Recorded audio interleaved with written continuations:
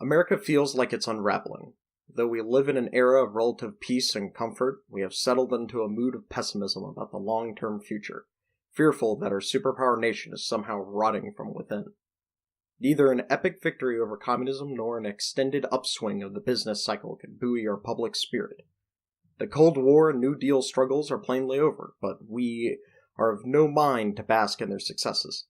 The America of today feels worse in its fundamentals than the one many of us remember from youth, a society presided over by those of supposedly lesser consciousness. Wherever we look, from LA to DC, from Oklahoma City to Sun City, we see paths to a foreboding future. We yearn for civic character, but satisfy ourselves with symbolic gestures and celebrity circuses. We perceive no greatness in our leaders, a new meanness in ourselves. Small wonder that each new election brings a new jolt, its aftermath a new disappointment. Not long ago, America was more than the sum of its parts. Now it is less. Around World War II, we were proud as a people, but modest as individuals. Fewer than 2 people in 10 said yes when asked, "Are you a very important person?" Today, more than 6 in 10 say yes. Where we once thought ourselves collectively strong, we now regard ourselves as individually entitled. Yet even while we exalt our own personal growth, we realize that millions of self-actualized persons don't add up to an actualized society. Popular trust in virtually every American institution, from businesses and governments to churches and newspapers, keeps falling to new lows. Public debts soar, the middle class shrinks, welfare dependencies deepen, and cultural arguments worsen by the year. We now have the highest incarceration rate and the lowest eligible voter participation rate of any major democracy. Statistics inform us that many adverse trends, crime, divorce, abortion, scholastic aptitudes, may have bottomed out, but we're not reassured.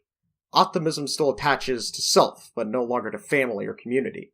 Most Americans express more hope for their own prospects than for their children's, or the nation's. Parents widely fear that the American dream, which was there solidly for their parents and still there barely for them, will not be there for their kids.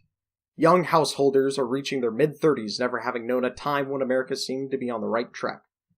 Middle-aged people look at their thin saving accounts and slim to none pensions, scoff at an illusory social security trust fund, and try not to dwell on what a burden their old age could become.